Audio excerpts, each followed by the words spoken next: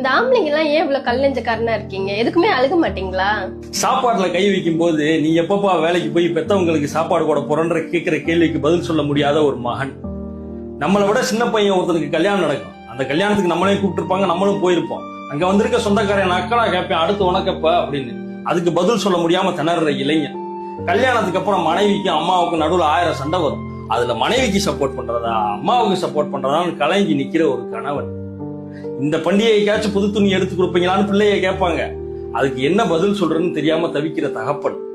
வாங்கின சம்பளம் 10ஆம் தேதியே காலி ஆயிருச்சு, மிச்சம் 20 நாளா எப்படிடா ஓட்ட போறோம்னு குழப்பத்திலேயே சுத்திக்கிட்டு இருக்கிற ஒரு குடும்ப தலைவன். உனக்கு என்னப்பா ஆம்பளை தானே அப்படின்னு பல விஷயத்துல பாரபட்சம் பார்க்கிற இந்த சொசைட்டி மேல ஆதங்கத்தோட சுத்திக்கிட்டு இருக்கிற ஆண்மகன். இவங்க எல்லாம் கண்ணீர் விட ஆரம்பிச்சாங்கன்னா அதை துடைக்கிறதுக்கு கைக்குட்டையும் பத்தாது, அதை பிடிச்சு அடைக்கிறதுக்கு கடலும் பத்தாது.